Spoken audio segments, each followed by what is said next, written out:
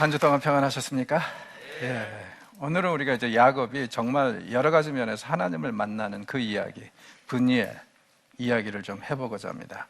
이미 말씀드렸듯이 브니엘은 약속의 땅에 들어가기 입구에 있는데, 사실 평상시에는 이 야복강, 브니엘이 있는 위치해 있는 그것이죠. 야복강이 그렇게 큰 강은 아니에요. 물론 이제 홍수철에는 크게 범람할 텐데 평상시에는 그냥 뭐 이 또랑 수준이라고 생각하시면 될 것 같아요. 근데 사실은 세계 곳곳을 다녀봐도요, 한강처럼 그렇게 크고 아름다운 강이 흔하지가 않습니다. 그래서 이제 성경에 나오는 그 강들도 종종 보면은 굉장히 작은 강들이에요. 그래서 우리가 얼마나 큰 축복을 받았는지 한번 생각하시면서 하나님께 더 감사했으면 좋겠습니다. 자, 야곱이 고향으로 돌아가는 길에 하나님의 사자를 만납니다. 그럼 무슨 뜻일까요? 그의 길에 함께 해주시고 보호해 주실 거라는 그걸 상징하죠. 자, 들어오자마자 야곱은 사람을 보냅니다. 자기 형 에서에게. 그래서 형님 나 왔습니다 하고 사람을 보내는데, 문제는 뭐냐면은 이 에서의 반응이에요. 자기 동생이 고향으로 돌아왔다는 얘기를 듣고 에서가 400명의 남자들을 이끌고 나온다는 소식이 확 들어와요. 더 기가 막힌 것은 뭐냐면은 야곱은 분명히 자기를 낮추면서 형님을 나의 주인이라고 하고, 3절에서 5절을 보면요, 그러면서 자기는 그동안에 멀리 떨어져 있었다고 4절에서 얘기를 하고, 5절에서는요 자기는 정말 많은 재산을 가지고 있으니까 형님 것을 차지하러 온 것이 아니라는 것을 암시했어요. 그리고 더더욱더 6절에 형님의 은혜를 받기를 원한다고 그랬었죠. 무슨 뜻입니까? 지난날의 잘못된 것에 대해서 바로잡고 자기가 사죄하고 정말 형님의 그 축복을 다시 형제 관계로 회복시키고 싶다, 이랬는데 400명을 데리고 나온다고 그러니까 참 기가 막히죠. 자, 이 400명이 뭘까요? 야곱을 환영하는 밴드부일까요? 그건 아니겠죠. 야곱도 이걸 정확히 알고 있어요. 그래서 400명이 온다는 소식을 듣고 7절 보니까 야곱이 바르르 떱니다. 왜? 지난날에 해놓은 일이 있잖아요. 20년 전에 도망갔던 그 일, 형이 자기를 죽이려고 했고 자기가 형을 몇 번이나 속였던 그 일이 다 이제 오는 거죠. 여러분, 우리는 종종 착각을 합니다. 우리가 저지른 사고에서, 이 일에서 도망가면 그게 스스로 해결될 거라고 생각을 하는데, 그렇게 될 수도 있지만 대부분의 경우에는 우리가 다시 돌아올 때까지 해결이 안 되어 있는 상태에서 그대로 있습니다. 야곱의 경우에도 그거예요. 20년 전에 이 일을 떠났을 때, 그때 스스로 뭐 알아서 해결되겠지 이런 생각을 했을지 모르겠지만은 20년 후에 다시 형님을 만나는 순간에 그 일이 다시 드러나는 겁니다. 정리를 하고 가야 되는 거예요. 야곱은 정말 이제는 앞으로도 못 가고 뒤로도 못 가요. 왜냐하면 뒤로도 못 가는 게 라반하고 언약까지 맺고 다시는 안 돌아온다고 그랬었잖아요.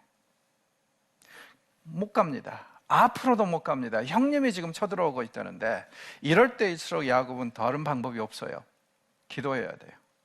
하나님 움직이시기를 바랄 뿐입니다. 다행히 하나님의 사자가 이미 나타났다는 것은 이 일이 잘하면 순조롭게 해결될 것이라는 것을 슬며시 암시를 하지만, 그러나 야곱의 입장에서도 최선을 다해야 돼요. 그런데 먼저 이 사람이 하는 최선을 보면은요, 사실은 브니엘에서 하나님하고 씨름하고 나서와 씨름하기 전에 야곱이 또 변화가 있습니다. 여기 이제 8절에 보니까 어떻게 하고 있어요? 짐승들을 떼로 나누고 있어요. 그래서 혹시 한 떼가 망할지라도, 형님의 손에 멸망할지라도 다른 떼를 가지고 이제 도망을 가겠다, 이런 계획. 그러니까 야곱은 참 이렇게 JQ가 높은 사람입니다. JQ가 잔머리 지수라고 그러죠. 그래서 굉장히 높아요. 이 사람은 어떻게든지 생존하려고 아주 이 하나님께 기도하면서 동시에 이런 짓을 참 많이 합니다. 자, 그리고 나서 이제 하나님께 기도합니다. 핵심 내용은 그겁니다. 과거에 하나님께서 약속하지 않으셨습니까? 그러니 그 약속대로 행해 주십시오. 형님이 쳐들어온다는데 지금 나 하나님이 도와주지 않으면은 정말 다른 방법이 없습니다, 이런 내용으로. 그러니까 전적으로 야곱은 지금 하나님께 매달릴 수밖에 없는 그런 상황입니다. 이렇게 하루 종일 묵상하면서 기도하면서 그리고 나름대로 최대한으로 머리를 써서 지금 짐승을 어떻게 했어요? 떼로 나눠가지고 계속 보내고 있습니다. 그리고 이제 재밌는 것은 뭐냐면 이 떼를 나눌 때 가장 앞에는 누가 서요? 죽어도 괜찮을 사람. 그리고 이제 중간에는 좀 죽으면 좀 아쉬울 사람. 그리고 제일 뒤에 누가 섭니까? 정말 죽기를 바라지 않는 사람. 그러면서도 어떻게 해요? 자기가 제일 뒤에 남아 있습니다. 그러니까 이 야곱의 잔머리는 정말 대단합니다. 그리고 이제 드디어 하나님을 밤에 만나죠. 그래서 이제 하나님을 만나는데 이 계속 잔머리를 굴리면서 준비를 했다가 하나님을 만나는 순간에 밤새 씨름을 하죠. 밤새 씨름을 하면서 하나님께서 지금 이게 야곱이 씨름하는 사람이 하나님이 아닌지 처음에 정확하게 나타나지 얘기는 안 해요. 한 사람하고 씨름을 했다고 그래요. 모르는 사람하고. 그런데 점차적으로 씨름을 하면 할수록 이분이 하나님이라는 것이 조금씩 더 드러나죠. 밤새 씨름을 했어요. 이분이 떠나려고 하니까 야곱이 바짓가랑이를 붙잡으면서 축복하기 전에는 못 떠나보냅니다. 이분이 축복하시려고 물어보죠. 네 이름이 뭐냐? 야곱입니다. 여기는 상당히 깊은 의미가 있는 것 같아요. 너는 도대체 어떤 놈이냐? 뭐 하는 사람이냐? 저는 사기꾼입니다. 아버지 등쳐먹은 사람입니다. 형 속인 사람입니다. 하면서 자기의 부끄러운 모습. 그러니까 이 시편에 보면은 지렁이 같은 야곱아 이런 말도 나오죠. 그러니까 저는 지렁이입니다 하면서 이건 단순히 이름을 물어보는 것이 아니라 야곱 너는 도대체 어떤 인간이냐 이거예요. 그리고 야곱은 고개를 뚝 떨구면서 저는 야곱입니다. 저는 정말 말 그대로 하나님의 은혜를 받을 만한 자격은 없는 사람입니다. 그렇게 고백하는 것이고 하나님은 그런 야곱을 보고 뭐라 그래요? 더 이상 야곱이라 등쳐먹는 자라 사기꾼이라 하지 말고 이제부터는 이스라엘이라 하라. 하나님과 씨름하여 이긴 자라 하라. 자, 성경에서 새로운 이름을 주시는 것 혹은 이름을 바꾸는 것은 항상 새로운 신분을 주시는 것이라고 얘기를 했었죠. 여기서도 이제 야곱에게 새 이름을 주심으로 무엇을 얘기를 합니까? 이제는 더 이상 옛날같이 살아서는 안 된다 이거예요. 그래서 어떻게 보면 이것은요 고대판 개종 체험이라고 말할 수도 있을 것 같아요. 그동안은 야곱이 자기 마음대로 살았지만 이제 주님을 만나고 주님을 영접하고 이제는 다른 방식으로 살겠다고 경험하는 또 결단하는 그 기회가 바로 이 브니엘의 사건이라고 볼 수 있을 것 같아요. 자, 그래서 이제 야곱이 너무 이 은혜를 받고 이제는 더 이상 사기치는 자, 등치는 자가 아니라 이제는 너 하나님과 씨름해서 이긴 자로 신앙인으로 살아라는 그 말씀을 듣고 너무 좋아가지고 자기도 물어보죠. 근데 당신 이름은 뭡니까? 그랬더니 이분이 요즘 말로 하면 이렇게 말씀하시죠. 알려고 하지 마라. 다친다. 그렇죠? 왜냐하면 우리가 3장에서 얘기했듯이 2장에서 얘기했듯이요. 이 고대 근동에서 이름은 윗사람이 아랫사람에게 요구할 수 있고 지어줄 수 있지만 그런 아랫사람은 윗사람에게 이름을 요구해도 윗사람은 말할 필요가 없는 거예요. 그래서 여기서 지금 하나님은 말씀을 하시지 않습니다. 다만 너는 네 이름이 바뀐 것으로 충분하라. 그렇게 얘기를 하는 것이죠. 그래서 야곱은 여기서 어떻게 보면 정말 말 그대로 개종 개념을 개종 체험을 하게 된 그런 일입니다. 자, 그런데 이제 이 씨름이 영적인 씨름입니까? 아니면은 물리적인 씨름입니까? 자, 여기에 보면은 이 일로 인해서 야곱이 환도뼈를 다쳐서 평생 다리를 절게 됩니다. 그러면 이건 분명히 밤새 내내 했던 씨름이 물리적인, 육체적인 씨름이라는 것을 얘기하고 있죠. 그런데 반면에 호세아서는 이 사건을 회고하면서 야곱이 울며 불며 하나님한테 매달렸던 기도의 씨름이라고 그러거든요. 영적인 씨름이라는 거예요. 자, 이런 현상, 그러니까 같은 사건을 두고 한쪽에서는 물리적인 자연적인 현상으로 한쪽에서는 영적인 현상으로 설명하고 묘사하는 사건 또 한 번 보았죠. 창세기 3장에서 뱀이 사탄이냐 자연에 있는 뱀이냐 했을 때 이건 둘 다라고 했습니다. 여기서도 마찬가지입니다. 성경에 의하면은 지금 이 야곱이 씨름했던 것은 물리적인 씨름이기도 하지만은 동시에 영적인 씨름, 이게 둘이 지금 하나로 묶여 있다는 얘기죠. 그래서 이렇게 해서 이제 야곱은 이날 아주 굉장히 대단한 체험을 합니다. 이 사건으로 해서 성경은 뭐라 그래요? 야곱이 이때 환도뼈를 다쳤기 때문에 그 이후부터 이스라엘은 힘줄을 먹지 않는다, 그렇게 얘기를 합니다. 자, 하나님을 브니엘에서 만났어요. 그러면 그동안에 지금 굉장히 야곱이 두려워하고 불안해했던 형님 만나는 일, 이제는 더 이상 그렇게 두려워할 필요는 없겠죠?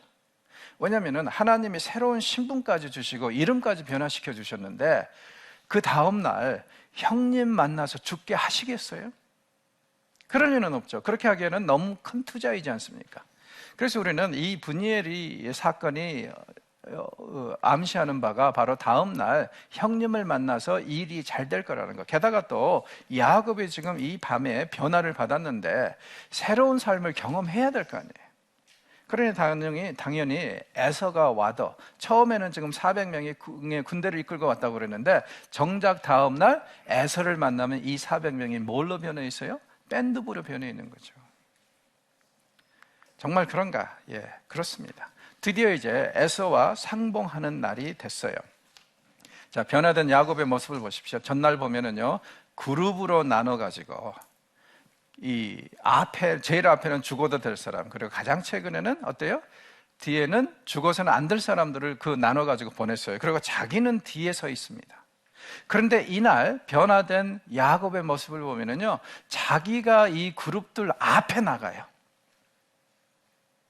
쉽게 말해서 죽으면 죽으리라, 그러나 하나님께서 절대 죽이지 않으실 거라는 그 믿음과 확신이 있고, 그리고 가장으로서 해야 될 일을 하겠다는 그 취지로 그렇게 하는 것 같습니다. 그래서 이 무리들 앞에 서서 멀리서 형님이 다가오니까 가면서 계속 7번을 절하면서 형님을 쫓아갑니다.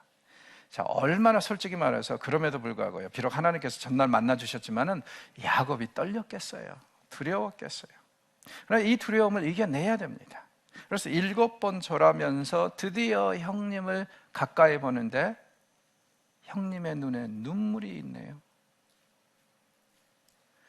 그러니까 그런 것 같아요. 뭐냐면은 그 미션이란 영화에서도 드러나는 것처럼요, 용서받아야 될 사람은 이 용서가 엄청나게 고민스럽고 용서해 주실까, 이런 고민을 가지고 이제 이 일을 접근하는데, 사실 용서하는 자는 어떤 때는 굉장히 단순하게 간단하게 용서를 합니다. 그래서 에서 아주 간단하게 동생을 용서하기로 작정한 거예요. 왜냐하면 야곱이 역시 잔머리를 굴려서 에서의 상황을, 이 성향을 정확히 파악했지 않습니까? 계속 선물을 보냄으로 인해서 처음에는 죽이려고 했던 그 에서의 마음을 이 선물로 조금씩 녹였지 않습니까? 그래서 이제 드디어 이 동생을 바라보는 순간에는, 아, 얘가 정말 나를 사랑하고 나에 대해서 어떠한 해를 마음에 두고 오지 않았구나, 이걸 깨닫게 되니까 용서가 되는 거예요. 저는 그래서 이제 에서가 참 단순한 사람이라고 생각합니다. 만약에 제가 에서였다면 저는 와서 야곱 죽이고 다 차지했을 것 같아요. 그런데 에서는 지금 오면서 동생이 보내는 그 선물들을 보면서 감동을 받아가지고 조금씩 심경의 변화를 느꼈던 겁니다. 그래서 형제들이 눈물로서 상봉을 하고, 그 다음에 5절에서 7절을 보면은 가족들을 인사를 시키죠. 하나님이 이렇게 축복하셨습니다 하고, 그리고 이제 나니까 8절에서 10절을 보니까 본론으로 들어갑니다. 에서가 자기가 그동안에 보아왔던 그 선물, 짐승떼가 뭐냐? 이렇게 물어요. 그랬더니 야곱이 하는 얘기가 다 형님을 위한 겁니다. 에서가 뭐라 그럽니까? 나 안 받아. 난 충분히 많이 있어. 너로 충분해. 자, 이 말을 야곱이 그대로 믿으면 큰일 납니다. 고대 사람들은 굉장한 체면 문화였기 때문에요, 선물을 주는다가 마치 애원하다시피 줘야 돼요. 제발 받아달라고. 몇 번이나 간곡하게 부탁하면 그때 마지못해서 받는 것처럼 해서 받는 자가 가져갑니다. 이게 그들의 풍습입니다. 그래서 만약에 여기서 야곱이 에서가 한 번 노했다고 해서 그럼 마로하고 가져왔으면 칼부림 난다는 거죠. 그래서 여기 보니까 하도 강권함에 11절에 보니까 겨우 받았다고 그랬죠. 이게 그 당시 사람들의 표현이니까. 자, 그런데 이 과정에서 재밌는 말이 나오죠. 형님의 얼굴을 베엎는 것이 마치 주님의 얼굴을 베엎는 것과 같습니다. 진실이에요, 거짓이에요? 여기에 대해서는 이제 다소 논란이 있을 수 있는데 대부분의 학자들은 가증스럽다고 생각합니다. 그러니까 자기가 생존하기 위해서 만들어내는 말이고, 자, 그래서 이제 우리 신학자들은요, 종종 꼴보기 싫은 사람들을 오랜만에 만나잖아요. 그러면 이렇게 인사를 해요. 님을 베엎는 것이 주님의 얼굴을 베엎는 것과 같습니다. 이게 다른 사람이 아니라 야곱이 이런 말을 했기 때문에 욕이 된 거예요. 왜냐하면 우리는 야곱을 너무 잘 알기 때문에. 자, 그래서 서로에게 종종 그렇게 인사를 주고받아도 괜찮을 것 같아요. 모르는 사람들에게는. 자, 에서가 제안을 합니다. 우리 함께 살자. 나 이미 나중에 이제 에돔이 이 지역을 찾아가 세일 지역에 사는데 그곳에 가서 함께 살자. 야곱이 거부하죠. 아닙니다. 우리 애들도 어리고 짐승들도 지금 너무 멀리 와가지고 좀 무리하면 어려우니까 그냥 형님 먼저 가시고 나중에 기회가 되면 따라가겠습니다. 야곱은 절대로 에서 따라갈 생각이 없어요. 두 가지 차원에서. 아니, 아무리 화해됐다고 그래도 또 어떻게 돌변할 줄 알아요. 둘째는 뭐냐면은 야곱은 약속의 땅으로 가야 됩니다. 왜? 베델에서 하나님께서 하신 말씀이 이 땅, 요단강 서편이 너와 네 자손이 거할 땅이라고 말씀하지 않았습니까? 그러니까 그쪽으로 가야지. 에돔 쪽으로 가면은 곤란하죠. 그래서 이제 핑계를 대서 못 가겠다. 그랬더니 에서가 또 배려한답시고, 그러면 내가 내 종들을 몇 명을 남겨둘 테니까 같이 살살 와라. 아니, 괜찮습니다 하고는 딴 데로 갑니다. 이 딴 데로 가는데 이제 숫곳이라는 곳으로 가서 거기서 가축을 키우고 또 농사를 할 준비를 하죠. 둘의 삶이 굉장히 다른 것 같아요. 야곱은 숫곳에 가서 농사 목축업에 종사를 하려고 하고요. 에서는 세일에 가서 양치기와 지금 사냥꾼의 삶을 하려고 생각을 합니다. 왜냐하면 세일은 굉장히 험난한 지역이고 이 사냥으로 살아야 되는 그런 곳이거든요. 이렇게 이제 서로 나눠지는데 나중에 조금 있다 보면은 정말 말 그대로 에서가 스스로 가나안 땅을 포기하고 그쪽으로 완전히 이주해 가는 이야기가 나와요. 그러니까 창세기 안에서 계속 반복되는 테마 중에 하나가 뭐라고? 분리라고 그랬죠. 그래서 계속 나눠지는 그 현상, 여기서 이제 이 이야기에서 나타날 겁니다.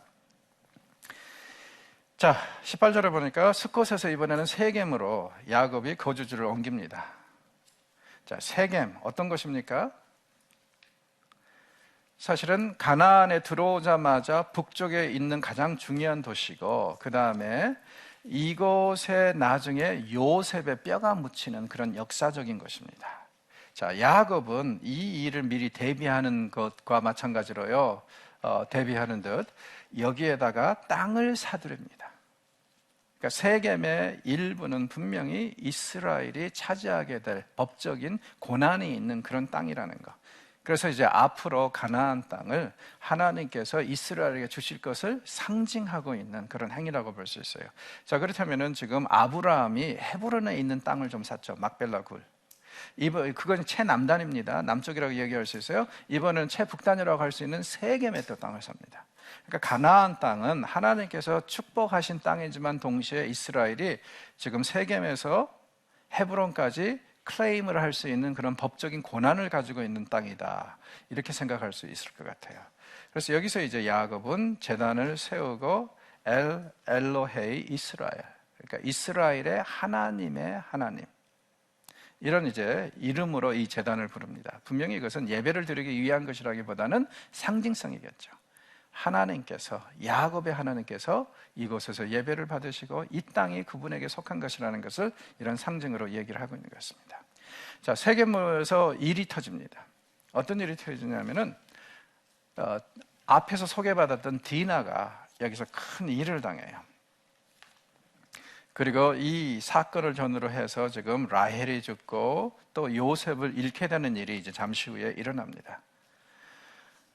그러니까 야곱이 약속의 땅에 들어왔다고 해서 위기가 없어지는 것도 아니고 브니엘에서 하나님을 만나서 새로운 신분을 받게 됐다고 해서 하나님의 이제 정말 말 그대로 거듭났다고 해서 위기가 문제가 없어지는 것도 아닙니다. 그의 삶은 정말 파란만장했던 것 같아요. 오죽하면 나중에 바로에게 당신 나이가 몇 살이요 했더니 나 130세인데 정말 우리 선조들에 비해서 파란만장한 삶을 살았습니다 하고 야곱이 얘기하지 않습니까? 그런 걸 보면은요, 야곱의 일생은 정말 갈등과 고통과 온갖 환난과 위기의 연속이었던 것 같아요. 우리가 희망하는 것은 주님을 영접하고 주님의 자녀가 되면은 장밋빛 인생이 임하기를 바라는데 꼭 그렇지만 않은 것이 현실입니다. 그래서 때로는 오히려 주님을 몰랐으면 당하지 않을 고통을 당해야 되는 것이 신앙생활입니다. 그러니까 너무 비현실적으로 이런 것을 기대하시는 것은 좋지 않은 것 같아요. 다행히 감사하게 유일하게 우리가 희망으로 삼을 수 있는 건 뭐냐면은 이 어려운 순간들을 통하면서 야곱의 신앙이 더 건전해지고 건강해지고 있다는 것, 그거 하나 위로 삼을 수 있을 것 같아요. 자, 1절에 보니까 디나가 요즘 말로 하면 마실라 갔다가 일을 당하는 얘기가 나오는데 사실은 이게 좀 이해가 안 가요. 왜냐하면 고대 근동 사회는 엄청나게 위험한 사회이기 때문에 외부에서 이렇게 이주 온 사람들이 있었다면요 절대로 혼자 나가서는 안 됩니다. 만약에 아버지가 딸이 이렇게 나간다면요 아버지의 의무는 뭐냐면 그 딸에게 지금 경호원들을 붙여야 돼요. 그렇게 위험한 사회였어요. 그런데 디너가 어떤 생각을 가지고 있었는지 그냥 여인들 만나러 나갔다가 일을 당했다고 그러죠. 추장의 아들 세겜에게 강간을 당했다고 그러죠. 그런데 이 세겜이 그냥 그 재미만 보고 끝내는 것이 아니라 디나에 대해서 연모를 느끼게 돼서 이 애하고 결혼하겠다고 나선 거예요. 그러니까 이게 얼마나, 이게 다행입니까? 불행입니까? 확실하지는 않는 것 같아요. 왜냐하면 사실 디나의 입장에서는 양쪽으로 갈 수 있는 게 지금 뭐 만약에 이 일이 원만하게 해결되지 않으면 평생 친정에서 홀로 살아야 돼요. 이런 여자들은 재혼하기가, 결혼하기가 굉장히 어렵습니다.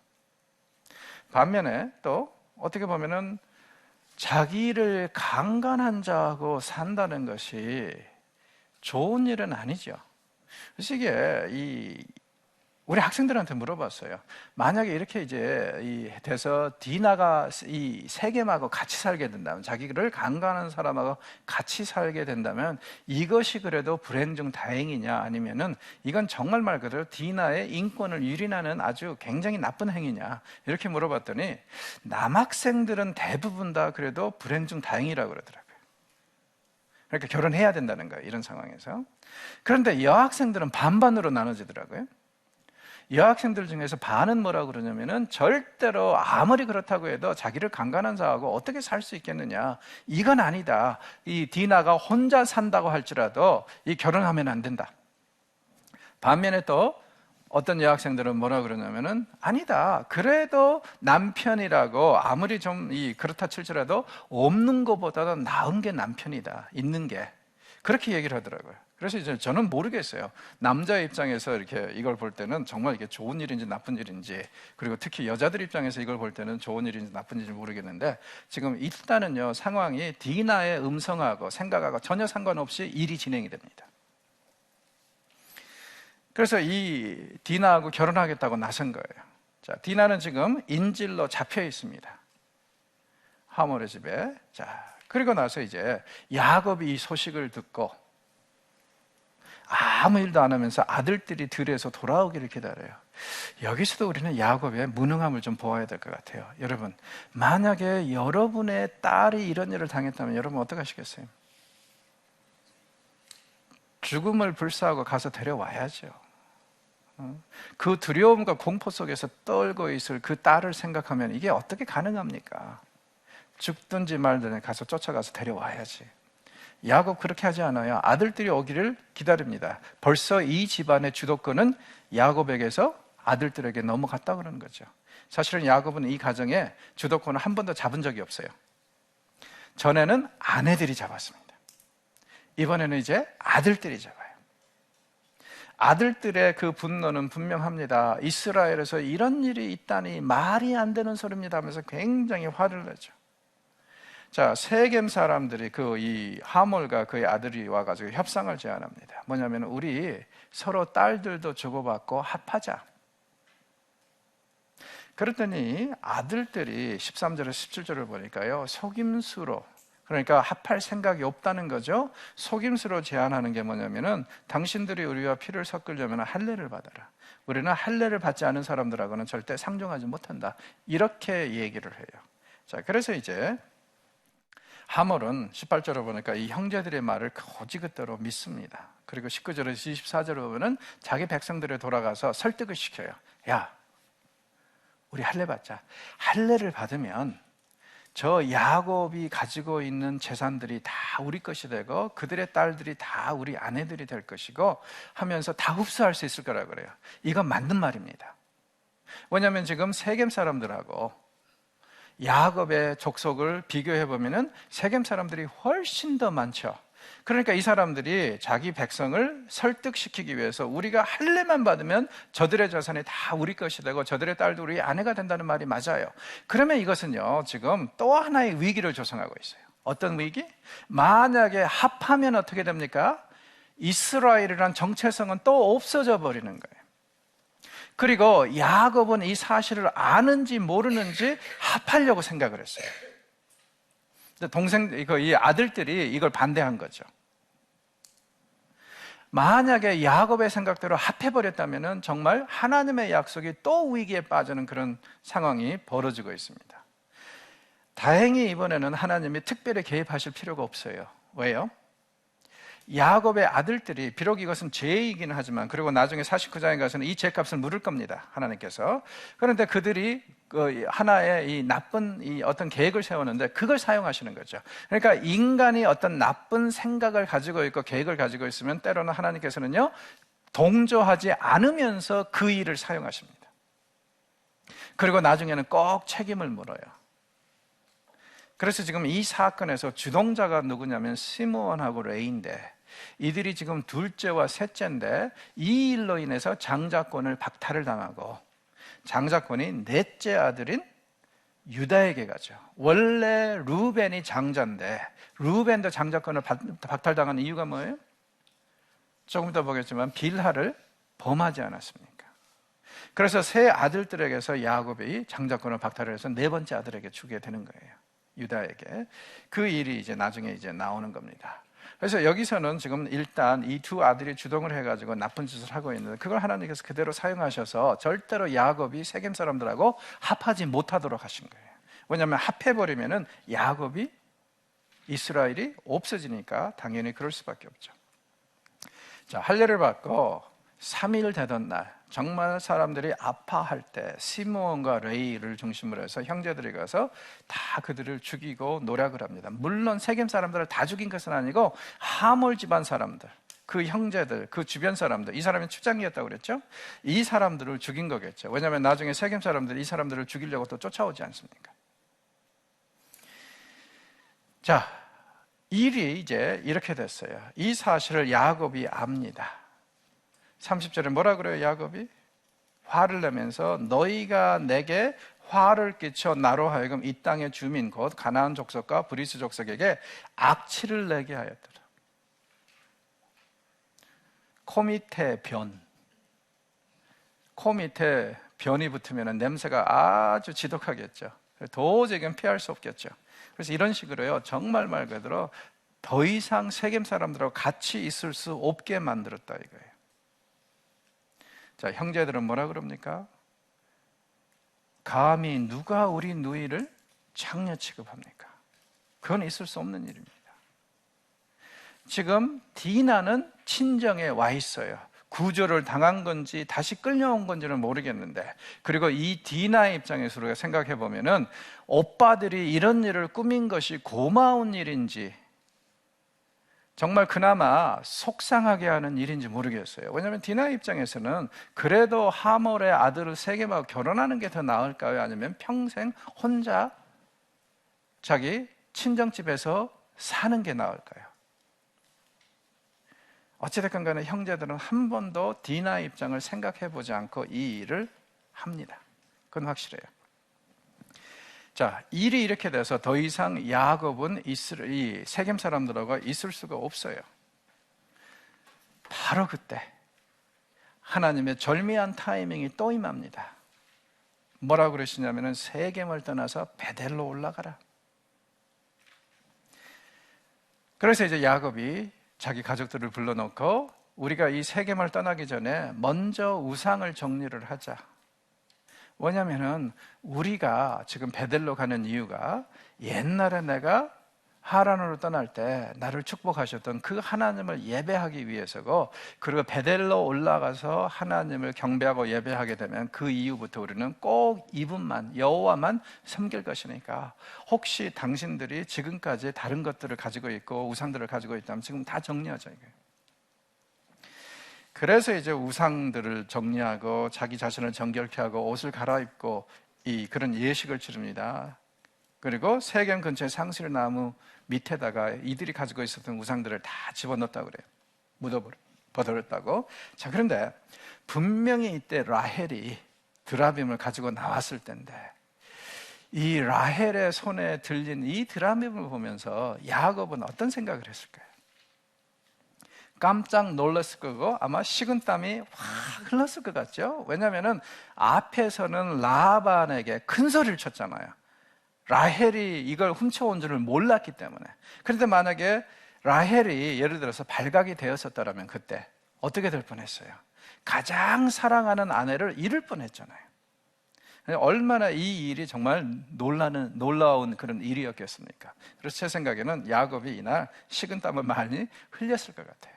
어찌됐건 간에 이 사람들은 딱 이걸 정리를 하고 거기에 이제 묻습니다. 그리고 이제 베델로 내려가는데 세겜 사람들이 하몰의 일로 인해서 이 야곱 일행을 쳐부셔야 되는데 못 따라와요. 왜요? 그들에게 엄청난 두려움이 임했다고 그러죠. 자, 그러니까 이 일은 보니까 5절을 보니까요, 야곱이 세겜 사람들을 두려워했었는데 그 두려움이 변해서 세겜 사람들이 하나님을 두려워해서 못 쫓아오는 그런 반전이 또 여기서 일어나고 있습니다. 드디어 7절에 보니까 베델에 도착해서 제단을 쌓고 엘 베델, 하나님의 집에 하나님, 이런 이름으로 부릅니다. 그리고 이제 8절에 가면은 좀 이상한 얘기가 나와요. 리브가의 유모 두보라가 죽었다는 얘기가 나와요. 리브가의 죽음은 아예 성경에 언급도 안 합니다. 그런데 왜 유모인 두보라의 죽음을 언급을 할까요? 그 이유는 뭐냐면은 아브라함의 집안은 이 시점을 기준으로 해서 더 이상 하란 쪽하고 연관이 없다 이 얘기예요. 그래서 하란의 영향력은 다 끝났다. 이미 리브가는 쉽게 말해서 오래전에 개종한 사람 아닙니까? 그런데 그의 종으로 따라왔던, 보모로 따라왔던 이 유모는 개종을 했는지 안 했는지 알 수가 없어요. 이런 상황에서 야곱의 식구들은 이미 세겜에서 다 우상들을 묻었습니다. 그리고 지금 베델에 와서 하나님을 섬기고 있어요. 이때부터. 그리고 이런 상황에서 리브가가 언급이 되는 것은 이제 리브가의 유모가 언급이 되는 것은 이제 더 이상 하란의 그 우상 숭배의 영향력이 야곱의 집안에, 이스라엘의 집안에 영향을 행사하지 못한다는 것을 이렇게 표현하고 있습니다. 자, 이렇게 하고 나서 9절, 10절에 보니까 하나님이 다시 한번 야곱의 이름 변화를 확인해 주시죠. 너는 더 이상 야곱이 아니라 이스라엘이다. 하나님께서 계속 하시는 말씀이 너 야복강에서 있었던 일 기억하라. 그때 그 회심, 그때 그 개종 경험을 기억하고 그렇게 살아야 된다. 그리고 실제적으로 야곱의 삶을 보면은 이 야복강 사건 전후로 해서 야곱이 바뀌었다는 것을 어떻게 알 수 있냐면요, 그 전에는 남을 등쳐먹는 자였고 사기치는 자였어요. 이 이후에는 어때요? 야복강 사건 이후에는 남 등쳐먹지 않고 사기치지 않습니다. 심지어 아들들에게 속을지언정 남을 속이는 일은 없어요. 그러니까 완전히 심경의 변화가 왔고 새로운 사람이 됐다는 그런 얘기겠죠. 그래서 야곱은 여기서 하나님께서 주신 축복을 다시 한번 받게 되는데, 확인하게 되는데, 생육하고 번성하라 11, 12절에 보면은요, 창세기 1장에 선포됐던 그 축복이 야곱에게 임하는 것이고, 그 다음에 자식들이 한 민족으로 성장할 거라는 거, 아브라함에게 주셨던 그 축복, 그 다음에 집안의 축복을 상속하게 될 장자가 너다 하는 이것을 확인해 주는, 그래서 아브라함의 축복이 지금 쌍둥이의 동생인 야곱을 통해서 다음 세대로 넘어갈 것을 이렇게 확인해 주고 있습니다. 자, 베델에서 길을 떠나서 이 사람은 이제 에브라 쪽으로, 에브라시 어디냐면은 바로 베들레헴 근처입니다. 에브라스로 가는 길에 슬픈 일이 일어나요. 라헬이 아이를 낳다가 죽습니다. 죽으면서 이 아이의 이름을 베노니, 슬픔의 아들이라고 이름 지어요. 물론 라헬이 죽는 건 너무 슬픈 일이지만, 이건 만약에 이 아이의 이름이 이대로 가면 이 아이는 평생 씻을 수 없고 내려놓을 수 없는 짐을 지고 가야 됩니다. 자기 이름이 불릴 때마다 어떤 어머니의 이 어머니의 죽음을 상기시켜야 되잖아요. 슬픔의 아들이라는 이름을 갖게 되면. 그래서 이 얘기를 읽고 야곱이 아이의 이름을 베냐민, 오른손의 아들로 좋은 이름으로 바꿔줍니다. 자, 라헬은 에브라스에 묻혀요. 자, 나중에 세월이 지나서 이 예레미야 시대 때도 이때 여기에 라헬의 묘가 있었다는 말이 나와요. 그리고 이 라헬의 묘가 굉장히 상징적으로 어디서 사용이 되냐면은 사무엘서에 보면은 사무엘이 사울을 개인 석상에서 왕으로 기름 부은 다음에 여호와께서 당신을 왕으로 세우신 증거는 이러합니다 하면서 몇 가지 사인을 주는데, 그 중에 하나가 뭐냐면은 당신이 라헬의 묘 앞을 지나갈 때 때로 몰려가는 그런 선지자들을 볼 것이다, 이런 얘기를 해요. 거기서 이제 라헬의 묘가 나오는데, 자, 이 사울은 무슨 일이 있어도 왕으로 추대되자마자 라헬의 묘를 가야 됩니다. 왜 그렇죠? 사울이 바로 베냐민 지파 사람 아닙니까? 그리고 이 베냐민을 낳다가 죽은 라헬이 거기에 묻혀 있었어요. 그러면은 베냐민의 후손으로서 이 영광스럽고 복된 날, 자기가 이스라엘의 초대 왕이 된 날, 맨 처음 가야 될 곳이 바로 이 베냐민을 낳다가 죽게 된 그 라헬의 묘 아니겠어요? 그래서 정말 고마움과 감사함과 안타까움을 함께 표하는, 마치 저거와 같죠? 대통령으로 한국에서 취임하면 제일 먼저 그 다음날 혹은 그날 취임하는 날 어디로 가요? 현충원에 가서 이 나라를 위해서 헌신하고 희생하고 죽으신 분들을 기념하고 그들에게 감사를 표하는 그런 이제 예식이라고 볼 수도 있을 것 같습니다. 그래서 이제 이 라헬은 결국에는 에브라스에서 묻히는 그런 이 일이 일어나는데요. 나중에 훗날 미가 선지자는 이 에브라스에서 메시아가 나올 거라고 예언을 하죠. 그리고 예수님께서 베들레헴에서 태어나야 되는 이유도 이러한 이제 예언 때문에 그렇습니다. 자, 이 야곱이 다시 가족들을 이끌고 쭉 남쪽으로 내려가고 있습니다. 이때 또 일이 터져요. 루벤이 빌하와 동침을 합니다. 야곱이 알고도 아무 얘기도 안 합니다. 자, 여기서 우리가 엿볼 수 있는 것은 뭐냐면요, 지금 빌하가 누구의 몸종이었죠? 레아가 아니라 라헬의 몸종이었죠. 근데 라헬이 죽었어요. 그러고 나니까 지금 이 빌하를 보호해 줄 만한 보호막이 없어져 버린 거예요. 거기에 대해서 레아의 아들이었던 루벤이 이 빌하를 범했다. 그러니까 이건 역시 이 자매 간의 두 집안의 갈등이 아주 굉장히 극에 도달하고 있다는 것, 그것을 여기서 스며시 보여주고 있는 것 같습니다. 어찌됐건 간에 이게 바로 일부 다처제의 비극이라고 저는 생각을 합니다. 그래서 야곱은 아무 얘기 안 하고 그냥 이 일을 그냥 묵인합니다. 나중에 49장에 가서 이 일에 대해서 책임을 묻고 장자권을 박탈을 하죠. 자, 다시 한번 여기서 이제 야곱의 아들들이 정리가 되는데, 이 12아들들의 목록을 보면은 먼저 레아를 통해서 얻은 아들들, 그 다음에 라헬을 통해서 얻은 아들들, 그 다음에 빌하, 라헬의 종이죠. 그 다음에 마지막으로 실바, 레아의 몸종을 통해서 얻은 아들들, 이름만 나열하고 있습니다. 그리고 여기 이제 마지막 부분에 28절에 보니까 이삭이 180세에 죽었다고 얘기를 합니다. 자, 그러면은 이삭이 180세에 죽었으면은 야곱이 가나안 땅으로 돌아온 이후에 한 20년을 더 살다가 죽었다는 얘기예요. 그러니까 이 사람도 사실은요, 요셉이 이집트로 끌려간 것을 보았습니다. 죽었다는 소식으로 들었겠죠. 그것을 경험하고 죽습니다. 그런데 우리는 마치 이 이삭이 오래전에 눈이 아주 어둡고 곧 죽을 것 같이 그렇게 이제 이해를 했었잖아요. 그러나 나이를 계산해 보니까 이렇다는 거예요.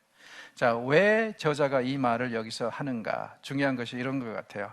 베델에서 하나님께서 뭐라 그러셨죠? 네가 다시 이 땅으로 돌아올 때까지 내가 너와 함께하리라, 너를 보호하리라, 그렇게 말씀하셨어요. 그 말씀이 드디어 다 이루어졌다. 야곱이 안전하게 돌아와서 아버지와 함께 살고 아버지 집에서 거하면서 나중에 아버지의 임종도 지켜드렸다. 그래서 하나님께서 베들에서 하셨던 그 약속을 다 이루셨다는 것을 이런 식으로 이제 표현하는 것으로 그렇게 이해하시면 될 것 같습니다. 하나님은 신실하신 분이라는 거예요. 약속하신 것은 다 이루신 분이고, 그리고 야곱의 입장에서는 이 하란으로 갔던 그 여정이 드디어 다 끝나서 약속의 땅, 아버지의 집으로 돌아와서 아버지의 그 위치를 그가 다 유산으로 물려받았다. 이것을 강조하고 있는 것 같습니다. 자, 오늘은 여기까지 하고요. 다음 주에 이제 36장부터 또 정리를 하겠습니다. 고맙습니다.